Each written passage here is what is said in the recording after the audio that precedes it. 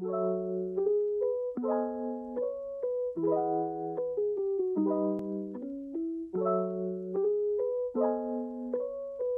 everybody, welcome back. Today I'm going to be showing you a tutorial for a base on stilts. Let's get started. This is the build palette. You need wax cut copper, wax exposed cut copper, wax cut copper stairs, wax exposed cut copper stairs, nether rack, oak planks, oak stairs, and the oak log. That's pretty much the main stuff that we're going to be using in this build. However, there will be other stuff such as obsidian for the nether portal, soul sand for decoration to the netherrack, which is decorating the nether portal, and these hay bales decorating the cow pen. I don't know where the cows went. Alright, close enough. There are the cows. So, let's start with the staircase, which I think is one of the important parts of getting into the building, because this is the only way that you can get in without breaking any block. Over here, the staircase is 3 wide, and it leads to a 1 wide staircase, which leads to the door. And to make this sort of effect that goes from 3 wide to 1 wide, first off, you are going to need to kind of do this. You put one facing that way, put one facing that way, and then one facing to the center. And then after that, on the sides of this, to make the effect where it goes into the main stair, then you're going to need an upside down stair over here. Let's add a couple of planks, and then add an upside down stair, just like this.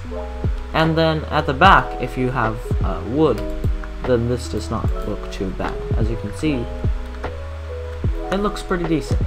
So that's what I did over here for the little demonstration, and as you can see, it's 3 wide leading into 1 wide, and if we place a door over here in front of this 1 wide, then we'll be able to get into the building. Okay, next up, a little bit of 3D for the actual stairs. I added a little bit of upside down stairs to the underneath of the stairs. So I'll show you the effect over here. You can see that there's 2 stairs. It's really jagged, and there is not really any realism, I guess, going on. And over here we have the same thing, except an upside down stair over here. Same thing, but with copper for this one. Alright, let's move on to the cow pen. The main thing that I want to point out is my torch placement. So in 1.18, hostile mobs only spawn in light level 0, so we can scatter the torches and also use soul torches like I did over there. So over here, I just put torches at 1 block away from the edges, like this. 1 torch here, and 1 torch here. And I did that because I primarily just use 11 by 11 plot of land as my base design, and then added torches to the top of those fences to be able to light it up properly. And also I have a center light, so it can light up the areas. Over there, for the center light, I have sea pickles, which I'm going to show you in a moment. So, let's get into the building. Okay, so let's go down. As you can see, there are 4 sea pickles illuminating the center of the farm. Alright, as you can see, this is a wheat and carrot farm. You don't have to follow my farm design because you can add whatever crops that you want over here, or even make it multi-layered if you are patient enough and raise the building up a couple of blocks. But over here I just added some wheat and some carrots. I'm going to make a farm tutorial in the future, but it's not going to be the next tutorial. It will probably be in a future tutorial though. Okay, here we have a nether portal. As you can see, it's a 5x5 nether portal. The next tutorial will actually be on a sword nether portal design, which kind of reaches into the nether, hopefully. But this is a 5x5 portal for now, and I decorated the edges with crying obsidian because it looks pretty nice, and it does have a particle effect as well, which kind of complements the general nether aesthetic. Also, I didn't light any of the netherrack on fire as I originally planned to, because the entire house is literally made of wood, and I do have fire spread on, so I don't think that's a very good idea. Alright, here we have the soul torches, which light up less area, but add a nice aesthetic to the environment, which is sort of a nethery environment. We also have a patch of soul sand and a patch of gravel for decoration. Alright, here we have the roof. So as you can see, the roof is a mixture of normal copper, wax cut copper, and wax exposed cut copper. I didn't use normal copper blocks because one copper block can be converted into 4 cut copper in a stone cutter. Alright, on the top we also have a lightning rod.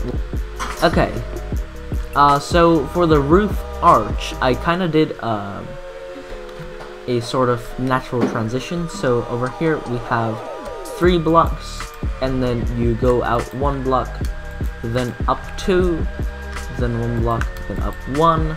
Then as you can see, it extends horizontally, and then you start to extend it horizontally, and then you can make the roof wider or taller. This thing, if you want to make it taller, then just make it 4 blocks, 2, 3, 4, and then go out, and then 1, 2, 3.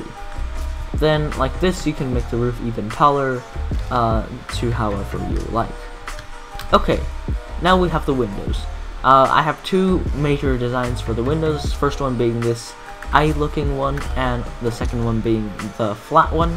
I decided to use both because they contrast against each other nicely, and also on the sides over here, this doesn't really work well because there's only 1 block, not 2, because this thing it goes into the block next to the window, not as a standalone block like this.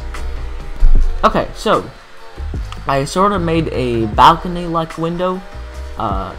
If you can see, let's take some glass panes, and then 1, 2, it goes forward and then to the side. Or you can also go with the smaller version, which just has 1, and then it moves to the side like this, but it does have a block over here for that same curve effect. Okay, let's go to the interior now. And here we are in the first floor of the interior. So as you can see, we have a bed with a little bedside decoration. It's a little table. I just made it with a stair and a trapdoor with a little flower pot on top with a little poppy. On this side we can see a ladder going up with some storage chests. You don't really need these because we have a gigantic storage system in the attic. Over here we have a furnace wall along with smokers. The reason why I had a layer of slabs underneath was because of... oh, not again. Okay, was because of this. You can kind of see there are some campfires there, which is to produce smoke. So let's build back up again. And with the campfires, it can produce smoke for the smokers, and it looks pretty nice as a little effect. It doesn't really do anything in terms of functionality, but it is nice as an effect. So next up we have floor number 2, which is a sort of decorational floor. I didn't really know what to put over here, so I decided to add little micro biomes. This one is a desert, which has some sugarcane, a mini river, which the sugarcane is next to, and some dead bushes. Over here we have a plains with some grass, flowers, and more flowers. Over here we have carrots, and here we have the wheat. Now let's go up to the attic where we have all of our stuff. As you can see, I use tinted glass because tinted glass is good, and it acts as a solid block when you can see through it, and it doesn't let any shadow through. So if we make a little tinted glass square over here, that block over there has a light level of 0 because there is blocks blocking it on all sides. So it works as a glass, but also as a block as well. So that's why I used it for the attic. Also, I decided to not use normal glass because of the tint. The same tint throughout all 3 floors of the building gets a little boring. So, over here we have a little bit of variation. For the storage system, we have barrels on one side and double chests. Most of them work. Large chests, and they have a decent amount of storage space as well. So that's all for the attic, and one last thing are the ceiling lights. The ceiling lights are made with these sea lanterns, and they do have a little animation if you look closely. Alright, that's all for this video. I hope you enjoyed, and I'll see you in the next video. Goodbye.